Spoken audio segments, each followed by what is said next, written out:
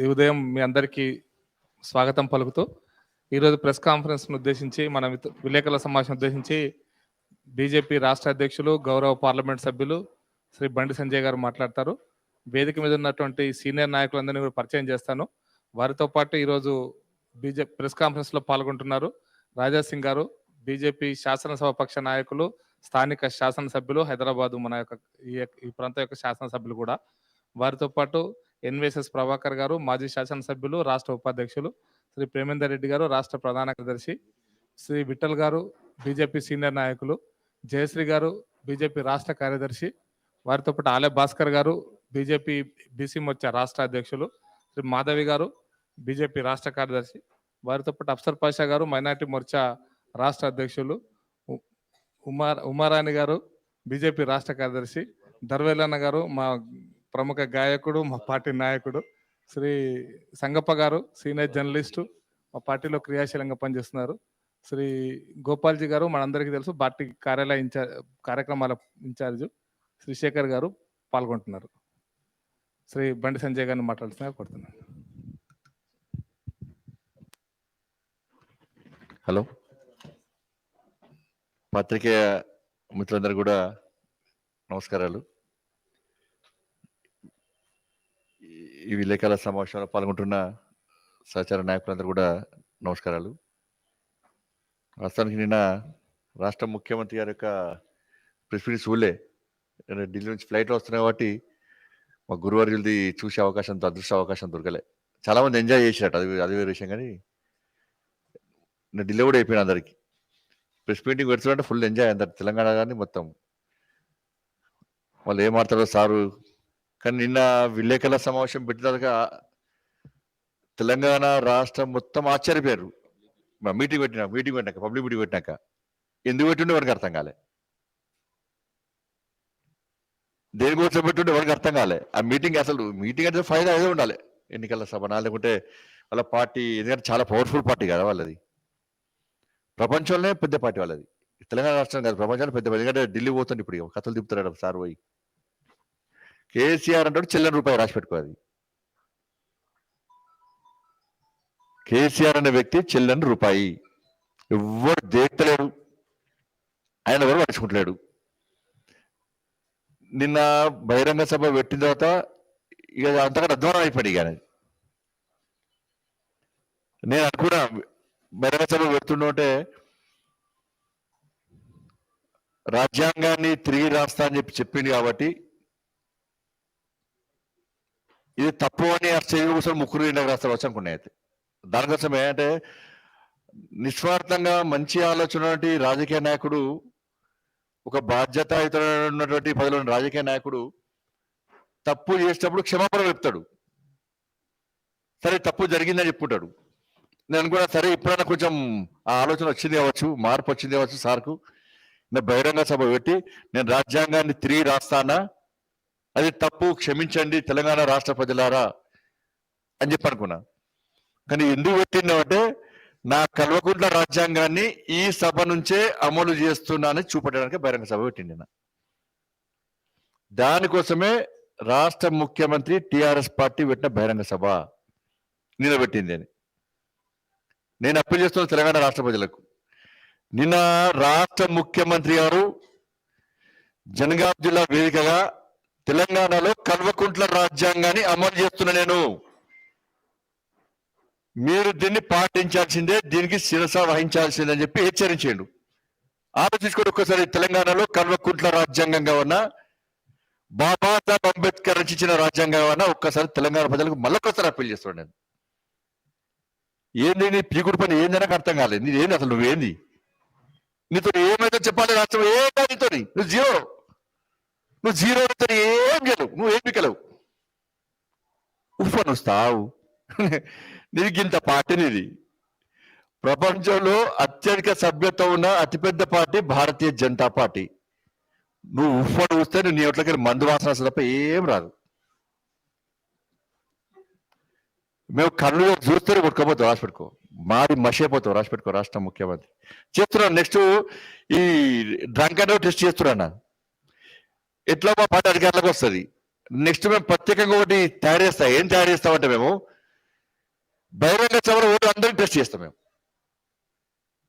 బహిరంగ సభలు ఎక్కడెక్కడ వేదికలకి మాట్లాడే రాజకీయ నాయకులు అందరూ కూడా టెస్ట్ చేస్తాం.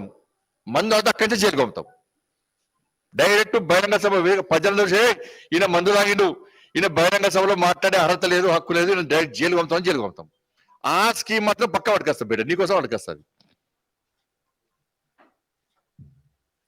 ఎందుకంటే ఏ పడుతుంది కొడితే ఇబ్బంది, ఎవరైనా రెచ్చగొడితే ప్రజలు రెచ్చగొడితే కొడతా తంత ఒక ముఖ్యమంత్రి, బాధ్యత ముఖ్యమంత్రి నష్టం చేస్తావు బిడ్డ. అబ్బో జెండుబాం గుర్తుంచుకోసారి బిడ్డ, నువ్వు నష్టం పెడతామే జెండుబాం పెడతాం. నష్టం పెట్టి కొడతావు అంటే అందుకే కల్వకుంట్ల రాజ్యాంగాన్ని అమలు చేస్తుంది రాష్ట్ర ముఖ్యమంత్రి. రాను నిన్నేం చేసిండు రాష్ట్ర ముఖ్యమంత్రి సభ అంటే అక్కడ నుండి ప్రజలను, ముఖ్యంగా భారతీయ జనతా పార్టీ కార్యకర్తలను 2 రోజుల నుంచి ముందు అరెస్ట్ చేసాడు. 2 రోజుల పాటు పోలీస్ స్టేషన్లో పెట్టాడు. ప్రజాస్వామ్యంగా నిరసన చేస్తే దాడులు చేస్తున్నాడు, పోలీసుల సమక్షంలో దాడులు చేస్తున్నాడు. కనీసం అక్కడ హాస్పిటల్లో జనగామలో గాయపడ్డ కార్యకర్తలను హాస్పిటల్ ట్రీట్మెంట్ చేస్తాడు కూడా వరికిడు ముఖ్యమంత్రి. ఈ ట్రీట్మెంట్ చేసుకునే కార్యకర్తలు భయపడతలేరు, జైలుకునే కార్యకర్తలు భయపడతలేరు, లాఠీ దెబ్బతిన్న కార్యకర్తలు భయపడతలేరు. అయినా బయటకు వస్తారు, భారత్ మాతాకి జై అంటారు, జై తెలంగాణ అంటున్నారు అని చెప్పి మళ్ళా భయపడి హాస్పిటల్లో ట్రీట్మెంట్ నడుస్తున్నటువంటి భారతీయ జనతా పార్టీ కార్యకర్తలు కూడా జనగామ నుంచి తరలించి మన ఉస్మానియా హాస్పిటల్ తీసుకొస్తున్నట్టే భారతీయ జనతా పార్టీ కార్యకర్తలు అంటే కేసీఆర్ కు, టిఆర్ఎస్ పార్టీ నాయకులకు, పోలీసులకు ఎంత గజగజ వంతులో ఒక్కసారి అర్థం చేసుకోండి. ఇప్పటికీ ఇంకా ఉస్మానియా హాస్పిటల్ ఉన్నారు, ఇప్పటికి కూడా పోతుంది, ఆయన కడే పోతున్నాను నేను. ఇప్పటికీ హాస్పిటల్ ఉన్నారు.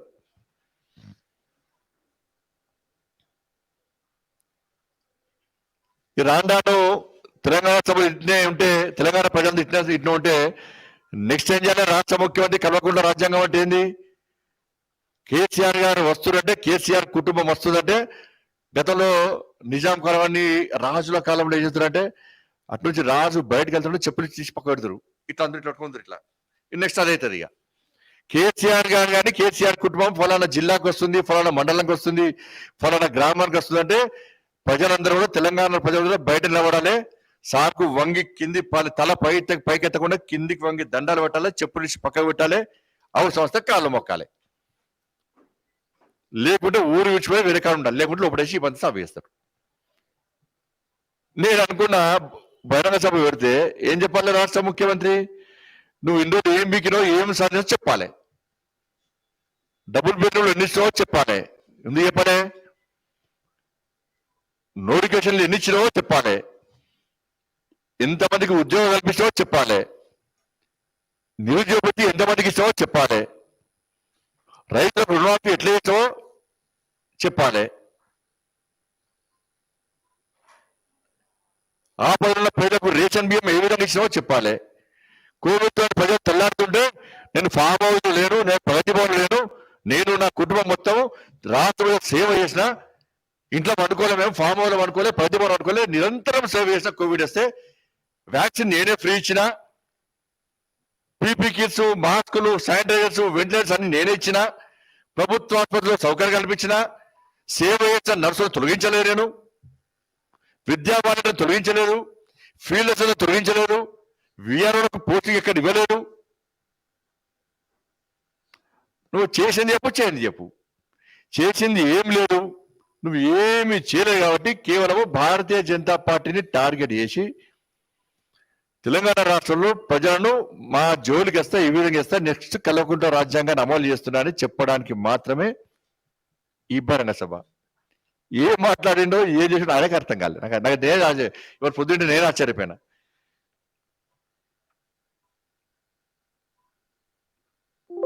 సోయలేకుండా మాట్లాడాడు. ఏమన్నాడు, ఇది ఈయన బచ్చన్నపేట పోతుంటారట, ప్రొఫెసర్ జయశంకర్ సార్ పోతుంటారట, ఊర్లో ఎవరు ముసోళ్ళు ఉన్నారట, అందరూ ఏడు వేలంటే అందరూ వలస పోయినట. అప్పుడు మైక్ లేదు, మైకులకు జీబు ఉందట. మైకుల జీబు అర్థం కాలే, మైకుల జీబు ఉండదు ఏంటంటే ఆయన భాషలు ఏంటంటే మందులో చూడవస్తారా, చూడ మందు వస్తారా, ఆయన భాషలు చెప్పాలంటే మైకుల జీబిండు నాకు అర్థం కాలే. అంటే ఉల్టా ఉన్నది, మందులో సోడా పోస్తారంటున్నది, సోడాల మందు కాదు. సోడాల మందు వస్తుంటున్న పరిస్థితి ఆయన భాషలో చెప్పాలంటే. మైకులో జీబు ఉన్నది అంటే సోయి లేదు, వాస్తవానికి మనిషికి సోయి లేకుండా మాట్లాడాడు. ఆయన ఫేస్ లో చూస్తుంటే భయం ఇట్లా పడుతుండు. దీనికి అంత కారణం ఏంటంటే ఆయన అవినీతి సామ్రాజ్యం కూలిపోతుందిగా. ఆయన మీద ఎట్టి బస్సులో విచారణ ప్రారంభం అవుతుంది. ఆ విషయం ఆయనకు తెలుసు, అనుమానం వచ్చింది. కాబట్టి ఏం చేయాలి, మరొక్కసారి తెలంగాణ సెంటిమెంట్ రగిలించాలి. నేను తెలంగాణ కోసం ఉద్యమం చేస్తుంటే కేంద్ర ప్రభుత్వం నా మీద విచారణ జరుపుతుంది అని మరొక్కసారి తెలంగాణ ప్రజలను రెచ్చగొట్టడానికి, ఆయన అవినీతిని కప్పిపుచ్చుకోవడానికి, ఆయన జైలుకు ఉండడానికి, ఆయన విచారణ జరపకుండా ఉండడానికి మాత్రమే కేసీఆర్ ఆడుతున్న డ్రామాలు ఇవన్నీ కూడా. మోడీ గారు అంటే వంతుడు, అది ఊపేటప్పుడు పనిచేస్తాను కూడా లోపల భయం స్టార్ట్ అయింది నాకు.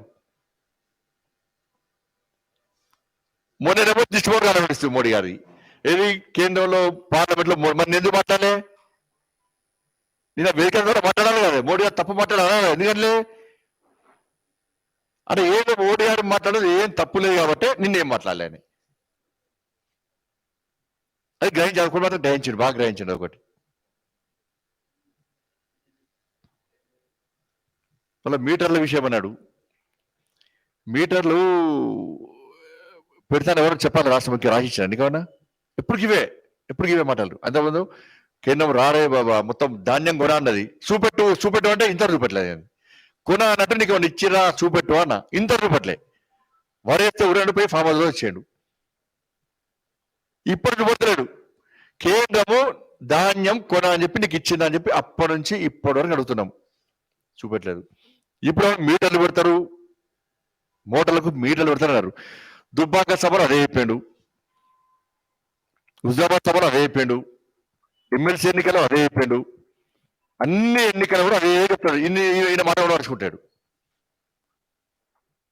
మీటర్లు పెడతామని ఎక్కడ నీకు కేంద్రం లేఖ ఇచ్చిందా చెప్పు. నువ్వు ఇచ్చే ఉచిత కరెంటును ఎవరైనా వ్యతిరేకించిరా చెప్పాలి రాష్ట్ర ముఖ్యమంత్రి.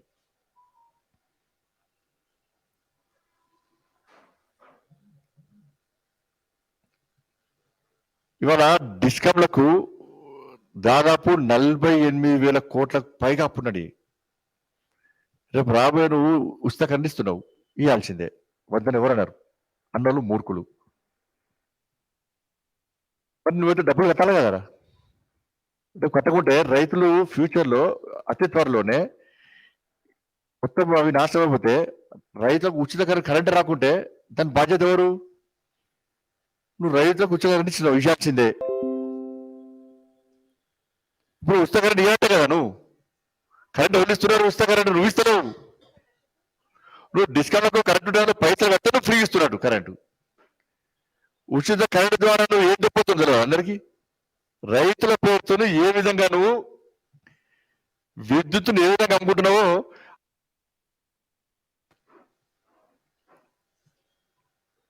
ఎందుకు వస్తున్నావు పైసలు?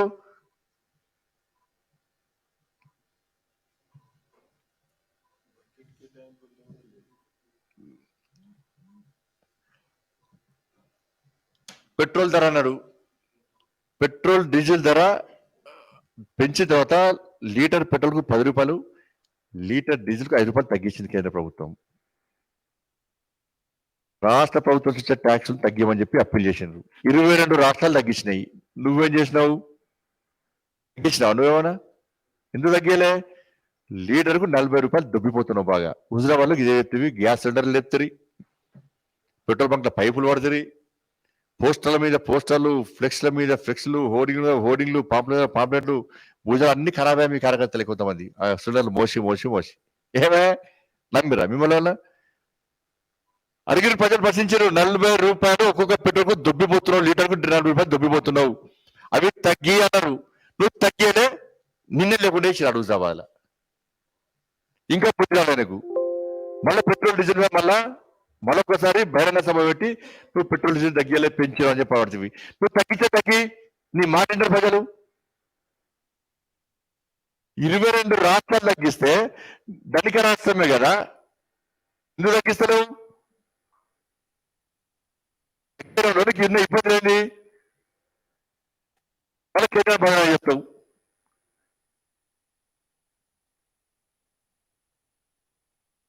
వెనుక రాష్ట్రం ఉండే నీ దరిద్ర పాలతని అప్పుడు రాష్ట్రం చేసినావు నువ్వు. జీతాలు ఇచ్చే పరిస్థితి లేదు, జీతాలు ఇచ్చే పరిస్థితి లేదు. నీకు చెప్పు, సమాధానం చెప్పు. జీతాలు ఇస్తున్నావు, ఫస్ట్ జీతాలు ఇస్తున్నావు రాష్ట్ర ముఖ్యమంత్రి చెప్పు. పెన్షన్ ఇస్తున్నావు చెప్పు రాష్ట్ర ముఖ్యమంత్రి. జీతాలు ఇచ్చే పరిస్థితి లేదు కదా నువ్వు నోటిఫికేషన్ ఇస్తావు. ఉన్నోడు తొలగిస్తున్నాడు.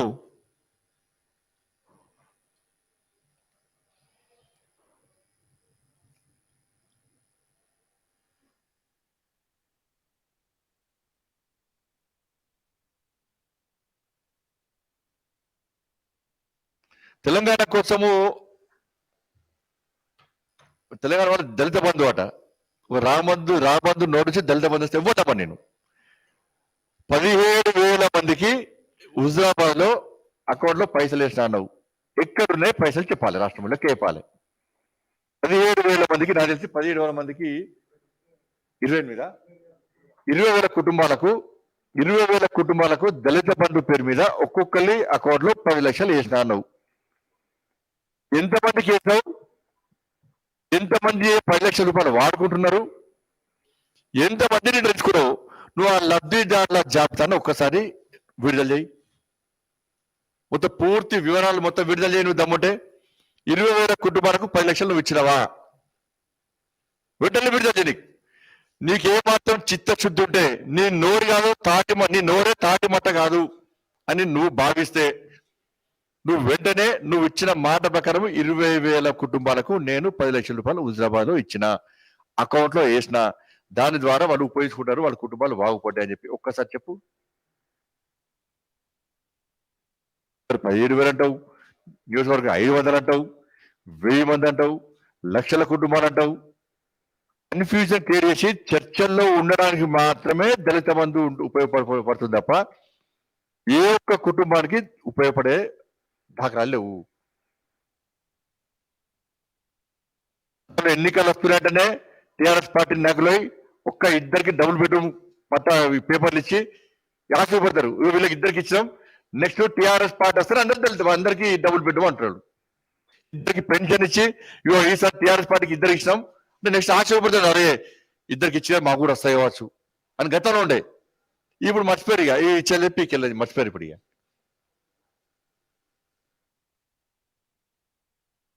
దళిత బంధు ఇప్పటివరకు ఎంతమందికి అమలు చేసినావు? అమలు చేయకపోవడం కారణం ఏంది? నువ్వు ఎన్నికల సందర్భంలో ఏం చెప్పినావు? దళిత బంధు 6 మందికి ఇచ్చేస్తాను 10 లక్షల రూపాయలు. మరి ఎందుకంటే నోరు కదా అది ఎడగానే తెలియప్పుడు ఏదో ఆలోచనతో అంటావు. అయితే దళితపు 10 లక్షల రూపాయలు ఒక దళిత సమాజం ఒక కుటుంబానికి ఇస్తున్నట్టే ఏదో ఆలోచన ఉంటుంది కదా. ఇప్పుడు ఏ ఆలోచన లేదు రాజపడదు అనుకున్నావు, అది ఏమనుకున్నావు అర్థం కాలేదు.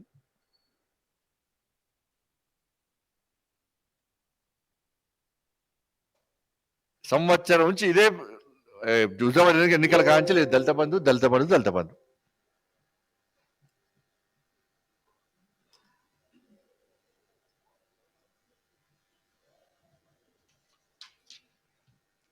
జాతీయ రాజకీయాల్లో ఢిల్లీ గడీలు ఢిల్లీ కోటలు బద్దలు పడతాడ. తీస్మార్ కానీ అంత పెద్ద తీస్మార్ కానీ అంతకుముందు ఢిల్లీ యుద్ధం చేస్తాడో పిచ్చోడే వచ్చింది అడిగిపోయి పక్కన వెళ్ళి వంగి అక్కడ చూడండి, మోడీ గారు కూడా కథం వనికి మొత్తం దాన్ని పెట్టా. ఈయన పోయి ఢిల్లీలో కోటలు ఢిల్లీ కోటలు బద్దలు పడతాడట. నీ గడ్డిలు ఫస్ట్ చూసుకోరు. నీ కుటుంబం అంటే ఆత్మ చెప్పాలి. నీ కుటుంబము, నీ టిఆర్ఎస్ పార్టీ కార్యకర్తలు ఎక్కడ అసలు బలిదానాలు చేసుకున్న కుటుంబాలు నీ పార్టీలో ఉన్నాయా? ఫస్ట్ చెప్పు. నీకు దమ్ముంటే నీ మంత్రివర్గ సహచరులను ఒక్కసారి అదే పరేడ్ గ్రౌండ్ తింపు, ఒక్కొక్క చరిత్ర చెప్పు. ఎవరు తెలంగాణ ఉద్యమంలో పాల్గొని చెప్పుడు. ఉద్యమంలో పాల్గొన్న ఎవరు, ఎంతమందికి ఎమ్మెల్యే టికెట్ ఇచ్చినావు, ఎంతమందికి మంత్రులు ఇచ్చినావు, ఎంతమంది నిజమైన ఉద్యమకారులను మోసం చేసి తెరమరుగు చేసినావు, ఎంతమందిని ఇబ్బంది పెట్టినావు చెప్పు. రాష్ట్ర ముఖ్యమంత్రి నీ పార్టీలు బలిదానం చేసిరట. బలిదానం చేసిన అందరూ బాబా ఇంకొక పేరాలు భలే పేరు నీ కుట్రలకు, నీ కుతంత్రాలకు. ఎవరైతే తెలంగాణ రాష్ట్ర ఏర్పాటును వ్యతిరేకించారో, ఎవరైతే తెలంగాణ ఉద్యమంలో పాల్గొనలేదో వాళ్ళందరూ నీకు రైట్ హ్యాండ్ లెఫ్ట్ హ్యాండ్ లేరు, నీ క్యాబినెట్ లో మంత్రులు లేరు, నీ పార్టీలో ఎమ్మెల్యే లేరు. నిజమైన ఉద్యమకారులు తెరమరిగేసి ప్రభుత్వం జయశంకర్ సార్ నువ్వు ఇబ్బంది పెట్టి మర్చిపోతామా? రాష్ట్ర ముఖ్యాన్ని గుర్తుంచుకుంటాం అందరూ కూడా. నీకు గురువు అంటాడు, ఎప్పుడు అండగా ఉన్న వ్యక్తి, ఆయన నువ్వు అవమానపరిచింది తెలంగాణ సమాజం మర్చిపోతు అందరూ తెలుసు, నువ్వేం చేసావు అందరూ తెలుసు. ప్రొఫెసర్ జయశంకర్ సార్ అవమానపరిచావు నువ్వు.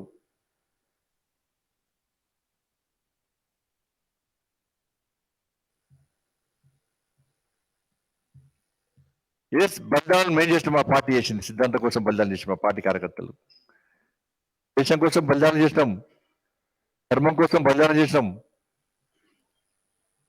రే ఇప్పుడు 370 ఆర్టికల్ రద్దు కోసము మా శ్యామా ప్రసాద్ ముఖర్జీ, మా స్ఫూర్తి ప్రదాత మా శ్యామా ప్రసాద్ ముఖర్జీ ఆ రోజుల్లో బలిదానం చేసాడు కాశ్మీర్ లో. స్ఫూర్తి అది. ఇవాళ తెలంగాణ రాష్ట్రంలో కూడా, ఉమ్మడి ఆంధ్రప్రదేశ్ ఉన్నప్పుడు కానీ తెలంగాణ రాష్ట్రంలో కూడా మా పార్టీ కోసం, నమ్మిన సిద్ధాంతం కోసం, పేద ప్రజల కోసం, దేశం కోసం, ధర్మం కోసం బలిదానం చేసిన పార్టీ మా భారతీయ జనతా పార్టీ. నక్సలైట్లు పోస్టులు వేసినా, నక్సలైట్లు వార్నింగ్లు ఇచ్చినా కూడా, నక్సలైట్ సంపుతామని చెప్పినప్పుడు కూడా, చస్తామని తెలిసినప్పుడు కూడా, చనిపోయే సందర్భంలో కూడా గుర్తుంచుకో, రాష్ట్రం చనిపోయే సందర్భంలో కూడా బలిదానమైన నా పార్టీ కార్యకర్తలు ఎప్పుడు కూడా పారిపోయే భారత్ మాతాకి జయ అన్న విషయాన్ని ఒకసారి రాష్ట్ర ముఖ్యమంత్రి గుర్తుంచుకోవాలి. నీ నోటు ఇప్పటికి నిన్న బహిరంగ సభలో తెలంగాణ అమరులకు జోహార్ అని ఇప్పుడు అన్నావు. ఇప్పుడు నేను ముఖానికి నీ నోటుతోని ఎందుకంటావు? ఉద్యమ సభలు అడ్డు అధికారం రాకపోతే తెలంగాణ వీళ్ళకు జోహార్ అడ్డు కదా, జై తెలంగాణ అందు కదా, తెలంగాణ ఉద్యమకారులకు తచ్చుకుంది కదా, కూర్చు కదా, అమరుని గుర్తొస్తలేరా నీకు? ఎందుకు తచ్చుకుంటున్నావు? భయం. అమరవీరుని తెలుసుకుంటే రాష్ట్ర ముఖ్యమంత్రి భయం. ఎందుకంటే మళ్ళా అమరులు అంటే నా త్యాగం వెనుకపోతుంది, నాది నన్ను ఎవరు మర్చిపోతారు. నేనే త్యాగం చేస్తున్నా, నేనే ఓడిస్తున్నానే, తెలంగాణ ఉద్యమకారు నేనేనే, నేను నా కుటుంబమేనా, అందుకే రాజ్యం వెళ్తున్నాం అని చెప్పి అనుకుంటాడు. కానీ ఈనాడు ఢిల్లీ పోతున్నాడ. ఏం చేస్తావు? చెల్ల రూపాయలు అడిగాను నేను. ఉత్తరప్రదేశ్ ఎన్నికల్లో ప్రచారం పోతా బీజేపీ సంగతి అని తెలుస్తున్నాడు. మరి ఎవడు వెళ్తున్నాడు? ఆయన పిలిచిండు, ఈయన ఫ్లైట్ పంపించిండు, స్పెషల్ ఫ్లైట్ పంపించిండు. నిన్నే వాడు రాలే, ఈయనే పంపించిండు. ప్లీజ్ రా, ఇక్కడ చిల్లర రూపాయి అవుతున్నా, కనీసం మీరు వస్తే నా ముఖాన్ని తెచ్చుకొని తిరుగుతాను అని చెప్పి వాళ్ళని పిలిచిండు. నోట్ల సంచుల కట్టలు ఇచ్చిండు, బ్యాగులు ఇచ్చిండు. ప్లీజ్ నన్ను ఒక్కసారి మీటింగ్ ఇవ్వండి ఉత్తరప్రదేశ్లో అని చెప్పి అన్నాడు. వచ్చాడు, తీసుకుపోయాడు. ఈయనకి ఎవరు ఫోన్ చేయలే. అలా ఇక్కడనే ఎవరు దిక్కలేడు, గాడవాడు దిక్కాలి. ఎందుకు కూడా చెప్పాలి రాష్ట్ర ముఖ్యమంత్రి? నువ్వు నీ కుటుంబం అడగవా? ఉత్తర బీజేపీ సంగతి చూస్తా ఉండేవి. ఏమైంది మరి? ఏమైంది చెప్పాలి, సమాజం చెప్పాలి. ఇవాళ బహిరంగ సభ ఉంది, ఇవాళ చెప్పాలి, బహిరంగ సభ చెప్పాలి. ఉత్తరప్రదేశ్ ఎందుకు చాలా బిజీ అయింది నువ్వు కూడా.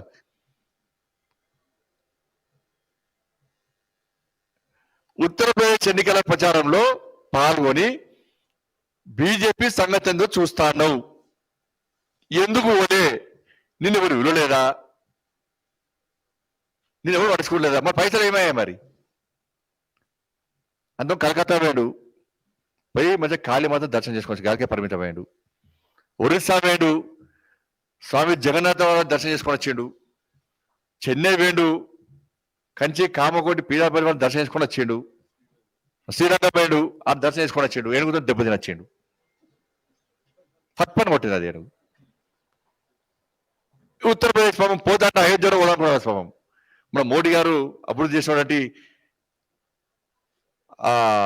కాశీని దర్శనం చేసుకోవాలి, అది కూడా బాకీ లేదు కాదు. పోతే అదేతుండే, బతుకు అదేతుండే. నువ్వు వాళ్ళు పిల్లలు కూడా పోతాడు అనుకో, పోతే ఏమవుతుండే? అది ఎవరు అడుచుకోడు. పోయి మళ్ళీ కాశీ పోయి లేదా కాశీ దర్శనం కాస్తుంటే ఆడ ఏనుగు ఉంటే అది కూడా కొడుతుంటాడు. శివుడే పట్టుపడ కూడా, శివుడు కొడితే ఒకటేనే. నిన్ను ఎవరు పట్టించుకోలేడా? నిన్ను విలువ ఎవరు? ఏమి అసలు నోడా తాను. అంతకుముందు 5 లక్షల రూపాయలు ఇస్తాను వేడు, ₹1 ఇయ్యాలే. యూపీ పోతున్నాడు, పోలేదు. రైతు చట్టాలు వ్యతిరేకంగా ఢిల్లీ కత్తి దింపుతాడు. పోయిండు, పిచ్చోడు వచ్చి ఎవరు పట్టించుకోలే. 60 మళ్ళీ వంగి దానిలో వీడికి వచ్చి సమర్థించిండు. మళ్ళా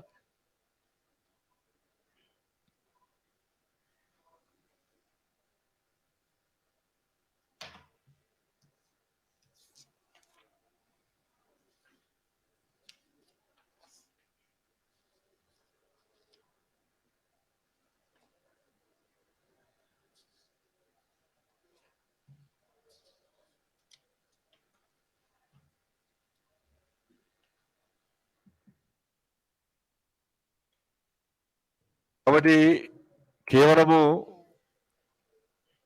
మన తెలంగాణ సమాజం లోపల తెలంగాణ ప్రజల లోపల రాజ్యాంగం విషయంలో రాష్ట్ర ముఖ్యమంత్రి తిరిగి రాజ్యాంగాన్ని రాయాలని చెప్పిన విషయాన్ని ప్రజల దృష్టి మళ్లించడానికి రాష్ట్ర ముఖ్యమంత్రి పన్నిన పన్నాగం ఇది. మళ్ళీ చెప్తున్నాం, రాష్ట్ర ముఖ్యమంత్రి నిన్ను వదిలిపెట్టే ప్రసక్తి లేదు. రాజ్యాంగం జోలికి నువ్వు వచ్చినావు, ఒక్క పేజీ కూడా టచ్ చేయలేవు, నువ్వు మసైపోతావు. మళ్ళీ చెప్తున్నా, మాడి మసైపోతావు నువ్వు. నీ ఊకదప్పుడు ఉపన్యాసం దాని కూడా ఊకదప్పుడు కూడా లేదు, ఏం లేదు అలా. చెప్పండి పిడికలు లేదట బిడ్డ. మళ్ళీ చెప్పు, నేను మా నాయకుడితో చర్చించి అదే జనగామలో బహిరంగ సభ పెడతా బిడ్డ.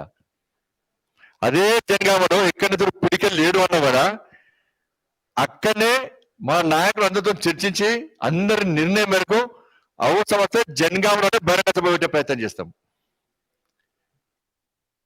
500 రూపాయలు ఇయ్యం, పొడుగు బియ్యం, పులిహోర పొట్ల బియ్యం.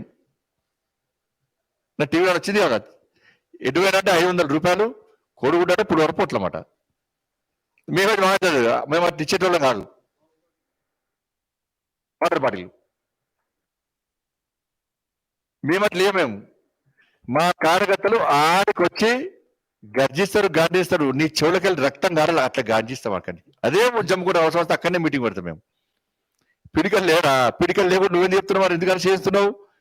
పిడికలు లేని వాళ్ళను ఎందుకు భయపడుతున్నావు? ఎక్కడికక్కడ టిఆర్ఎస్ పార్టీ నాయకులు, ఎమ్మెల్యేలు, మంత్రులు పోతే ఏ మండలానికి పోయినా కూడా రజాకారుల కాలంలోకనే రాత్రి పోలీసులు ఇళ్ల మీద పడి గుంజుకపోతున్నారు. గుంజుకపోయి పోలీస్ స్టేషన్ లాకప్లు వేసి తలుపులు వేసి తాళం వేస్తున్నారు. ఒక 10-5 పోలీస్ కానిస్టేబుల్ పెడుతున్నారు. మళ్ళీ బయటకి వస్తే అడుగుంటారు వస్తా చెప్పి. ఎందుకు భయపడుతున్నావు? పిడికలు లేని పార్టీకి నువ్వు ఎందుకు భయపడుతున్నావు? పిడికలు లేని కార్యకర్త లేని పార్టీ గురించి బహిరంగ సభ వేదిక ఎందుకు బెదిరిస్తున్నావు? ఎందుకు సవాలు విసురుతున్నావు? ఎందుకు విమర్శిస్తున్నావు? ఎందుకు టార్గెట్ చేస్తున్నావు? మేకపోతు గాంభీర్యాన్ని ప్రదర్శిస్తున్నావు. మేము పిడికలు ఉన్నామో ఏముందో పెడతాం, బహిరంగ సభ పక్కా పెడతాం. పక్కా పెట్టి మా దమ్మెందో నిరూపిస్తాం. రాష్ట్ర ముఖ్యమంత్రి గుర్తుంచుకోవాలి. నువ్వు ఏం చేయవు, నువ్వు మళ్ళీ ఏం చేయవు, రాసి పెట్టుకో. పోలీసుల ద్వారా కొట్టిస్తున్నావు, పోలీసుల సమక్షంలో కొడుతున్నారు, పడుతున్నాం, జైలు కొడుతున్నాం, హాస్పిటల్ పడుతున్నాం, కాళ్ళు చేతులు విరగొట్టుకుంటున్నాం.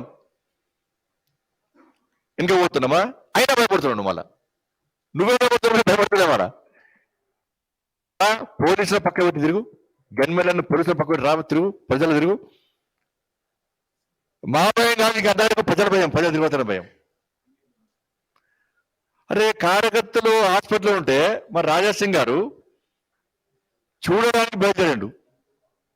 అంటే కార్యకర్తలు చూసేటువంటి అవకాశం ఉంది. ఎవరు చేశారు హౌస్ అరెస్ట్? రాజాసింగ్ గారు చేస్తే మళ్ళీ ఇంకిద్దరు పెడితే వారితో కూడా హౌస్ అరెస్ట్ చేశారు. రెండో నేను ఎక్కడికక్కడ మొత్తం తెలంగాణ మొత్తం అరెస్ట్ చేసినావు. ఎక్కడిక్కడ హౌస్ అరెస్ట్ చేసినావు, తీసుకుపోయి అరెస్ట్ చేసి లోపడేసినావు. మరి పిడికలు లేని కార్యకర్తల పార్టీకి పిడికలంతా కార్యకర్తలు లేని పార్టీకి ఎందుకు భయపడుతున్నావు? నాకు అర్థం కాలే. దీని ద్వారా భారతీయ జనతా పార్టీ అంటే ఎంత భయం నీకు ఇక అర్థమవుతుంది. కాబట్టి మళ్ళీ రాష్ట్ర ముఖ్యమంత్రి నువ్వు బహిరంగ సభ వేదిక ద్వారా ఇవాళ పెడుతున్న బహిరంగ సభ దాని ద్వారా స్పష్టం చేయి.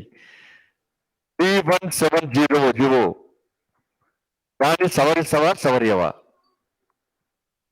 కుటుంబాలు విచ్ఛిన్నమవుతున్నాయి, ఇప్పటికీ బాధపడుతున్నారు. రోడ్డుకి ఎక్కినారని ఆందోళన స్టార్ట్ చేశారు. నోటిఫికేషన్ ఎప్పుడు ఇస్తావు? నిరుద్యోగ వృత్తి ఎప్పుడు ఇస్తావు? బాధ్యత నిరుద్యోగ ఎప్పుడు ఇస్తావా? ఇవ్వవా? ఇప్పుడు పంట కోత స్టార్ట్ అవుతాయిగా, ధాన్యము కొంటవా కొనవా? రైస్ కొనడానికి కేంద్ర ప్రభుత్వం సిద్ధంగా ఉంది. నువ్వు వరేస్తే ఊరని ఎందుకన్నావు? ఇప్పుడు రైతులు అందరూ వరేసారు, ఆల్రెడీ చాలా మంది వేసారు. దానిని కొంటవా కొనవా? నువ్వు బ్రోకరేజ్ చేస్తావా చేయవా? ఆ చాలా నీకు చెప్పాలి.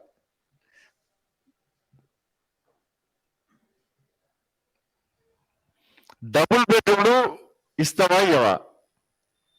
దళిత బంధు ఎంతమందికి ఇస్తావు వెంటనే లిస్ట్ ఆన్ చేయి. డబుల్ బెడ్రూమ్లు కేంద్ర ప్రభుత్వం ఎన్ని శాంక్షన్ చేసింది నీకు ప్రధానమంత్రి ఆవాస్ యోజన కింద? నువ్వు ఎన్ని కట్టించినావు? నువ్వు కట్టించిన ఎంతమంది ఉంటున్నారు? ఇంకెన్ని కట్టిస్తావు? నీకు అసలు దరఖాస్తులేని లబ్ధిదారుల లిస్టు విడుదల చేయి.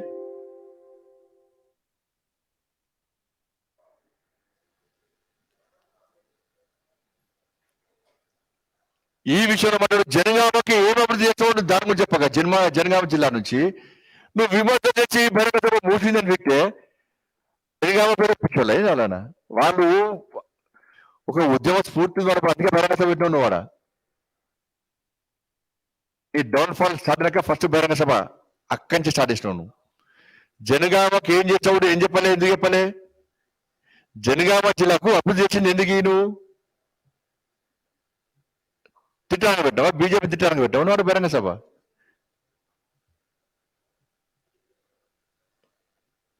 కాబట్టి ఇప్పటికైనా రాష్ట్ర ముఖ్యమంత్రి సోయలోకి రావాలి. భాష మాట్లాడు, మంచిగా మాట్లాడు. అరే ఇంటర్నేషనల్ చెప్తారే నాకు అర్థం కాదు ఇప్పటికి. అరే భాషను చూసి నన్ను 6 ముక్కలు నడుపుతాంటివి పడ్డా. పార్టీని తిట్టబడుతుంది. ఒక దేశ ప్రధాని తరిమేస్తాను ఏమన్నాడు? నువ్వు ఉండు తెలంగాణలో ఫస్ట్ ఉంటే కదా తెలంగాణ ఉండడానికి. నీరవ్ మోడీని వాళ్ళు వేరుగా నిన్ను మాత్రం మోడీయం బిడ్డ. నిన్ను మాత్రం దేశం దాటి నేను పక్క ఇక్కడ వస్తాను. నేను అబ్బో అనుకుంటున్నా అంటే నేను వాళ్ళకే పోతా అంటున్నాడు రాష్ట్ర ముఖ్యమంత్రి. నేను దోచుకున్నాను కదా, నేను వాళ్ళకే పోతానని ఓని అంటున్నాను అట్లా. నేను అసలు ఓడి రాసి పెట్టుకో. అబ్బో నువ్వు అబ్బో పెద్ద బడా చోరు. నువ్వు దోసుకున్న పైసలు మొత్తం కక్యం. నీ అంటే నాకు పాస్పోర్ట్లు ఎట్లా పాస్పోర్ట్ తీసుకోను, ఎట్లా దొంగ వీసాలు తీసుకొని పోవాలి అనుభవం కాబట్టి ఎట్లా ధైర్యం ఉన్నట్టు పాప బాగా. ఇంతకు చేసిన దందాడే కదా, అందుకే ధైర్యం ఉన్నాను. ఎవరు మోడీ గారు ఎవరు ఆపరినాను. నేను ఆల్రెడీ రూట్ క్లియర్ చేసుకున్నా. ఎప్పటికైనా అర్ధరాత్రి అపరాత్రి పోతా. నాకు ఇందులో ఎక్స్పర్ట్. నేను పంపించిన నేనే పోయిட்டு నాకు ఈజీ. చాలా మంది పంపించినా కదా నేను పోయిட்டு నాకు ఈజీ అనుకుంటున్నాను ఆయన పాపం. అంటే ఆలోచించవచ్చు. నేను మాత్రం పోనీయం రాసి పెట్టుకో. లేదు రిక్వెస్ట్ చేస్తున్నారు నన్ను కూడా ఓని అని చెప్పి. మోడీ గారు వచ్చాక వేరాలు నిన్ను మాత్రం పోనీయం రాసి పెట్టుకో. అది గ్యారంటీ. అది 100% గ్యారంటీ. నిన్ను మాత్రం పోనీయం. ఎందుకు మోడీ గారి ఇక్కడ నుంచి కోవిడ్ వచ్చినప్పుడు కూడా ఆర్థిక వ్యవస్థ ఎలాంటి ఇబ్బంది కాకుండా దేశాన్ని కాపాడినందుక, లాక్డౌన్ విధించి దేశాన్ని కాపాడినందుక, లాక్డౌన్ సమయంలో కూడా కోవిడ్ సమయంలో కూడా దేశ ప్రజలు ఆదుకున్నందుక, ప్రపంచానికే వ్యాక్సిన్స్ ఫ్రీగా వ్యాక్సిన్ అందిస్తున్నందుక, ఒక శక్తివంతమైన భారతదేశ నిర్మాణం కోసం ప్రయత్నం చేసినందుక, ప్రపంచంలోనే ఉత్తమమైన వ్యక్తిగా ప్రధాని ఉన్నందుక, దేశం నుంచి పంపడానికి 370 ఆర్టికల్ రద్దు చేసినందుక, అయోధ్యలో రామ మందిరం నిర్మించినందుక, త్రిపుల్ తలాక్ రద్దు చేసినందుక, ఇచ్చిన హామీలు నెరవేరుస్తున్నందుక, అనేక సంక్షేమ పథకాలతో ఆత్మ నిర్భర భారత్ అనేక సంక్షేమ పథకాలను ప్రవేశపెడుతున్నందుక,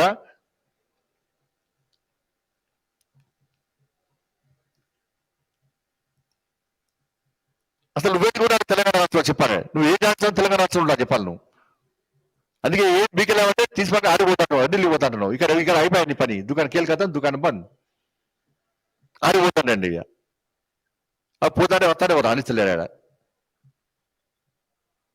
కానీ ఊకద్దప్పుడు ఉపన్యాసాలు కానీ భాష మార్చుకో. నువ్వు మాట్లాడిన ఆ బూత్ పదాలన్నీ కూడా సోషల్ మీడియా చక్కలు కొడుతున్నాయి. రండా ముండా కుక్కలు గాడిదలు నక్కలు అనుకుంటా, నర్త సంపుత నశం.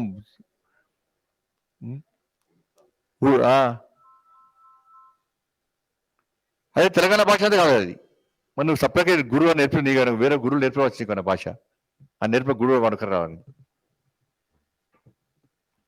ఇప్పటికైనా రాష్ట్ర ముఖ్యమంత్రి నీ పద్ధతి మార్చుకో, నీ భాష మార్చుకో. ప్రజలు చీతోట నీ భాష చూసి జ్ఞానం అందరూ కూడా వ్యతిరేకిస్తున్నారు. నీ పక్క తొట్టి గ్యాంగు చప్పలు కొడుతున్నారు కావచ్చు, వాళ్ళు కూడా ఇంకా తిట్టుకుంటారు పోయి ఈ ముఖ్యమంత్రి భాష ఏందా అని చెప్పి. నీ మూడ చెప్పలేకపోతున్నారు అంతే. వాళ్ళు కూడా చెప్పే అవకాశం ఇస్తలే, ఎవరు చెప్తలేరు. వాళ్ళు చెప్తే వాళ్ళు కూడా చెప్తారు నీ భాష గురించి. ముఖ్యమంత్రి స్థాయిలో ఉన్న వ్యక్తి భాష మాట్లాడే భాష ఇది కాదు. ముఖ్యమంత్రి ఒక బాధ్యత పదవిలో ఉన్నటువంటి ముఖ్యమంత్రి పదవిలో ఉన్న వ్యక్తి యొక్క వ్యవహార శైలి కాదు. కానీ ఇప్పటికైనా రాష్ట్ర ముఖ్యమంత్రి సోయిలోకి వచ్చి మాట్లాడాలి. అందుకే తొందర వస్తే ప్రభుత్వం తొందర వస్తే ఇటువంటి వ్యక్తులకు అవకాశం ఉండదు, మాట్లాడే అవకాశం ఉండదు. ఇక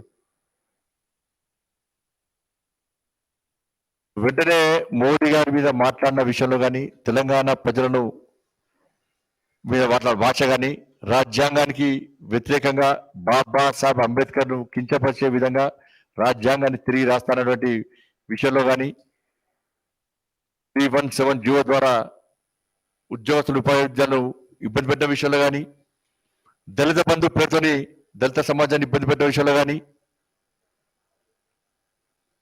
నోటిఫికేషన్ ఇస్తా చెప్పి ఇవ్వకుండా యువతను మోసం చేసిన విషయంలో కానీ అన్నింటిని గుర్తించు, గమనించు, గ్రహించు. నువ్వు వెంటనే క్షమాపణ చెప్పాల్సిందిగా భారతీయ జనతా పార్టీ డిమాండ్ చేస్తా ఉన్నది.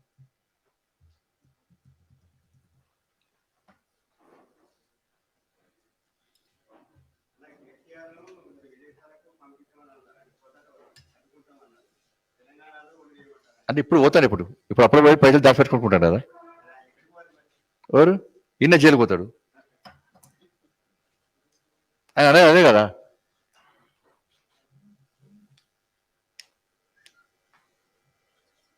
అంటే పోతారు, మీకు ఫోన్ చేయాలి, మీకే చెప్పలే కదా పోతాను. ఇట్లా 20,000 ఉద్యోగాలు తీసేసిండు మూడు. ఫస్ట్ దాని సమాధానం చెప్పని చెప్పండి. 60,000 ఉద్యోగాలు 40,000 తీసుకొచ్చింది ఎవరు? ఓపెన్ క్యాస్ట్ ఏం చేసిండు మరి? అనుమతి వదిలి తీసుకున్నారు పోయి. మొత్తం అయినా కదా. సింగరేణి కార్మికులకు తెలుసు ఎవరేం చేస్తారు అనేది.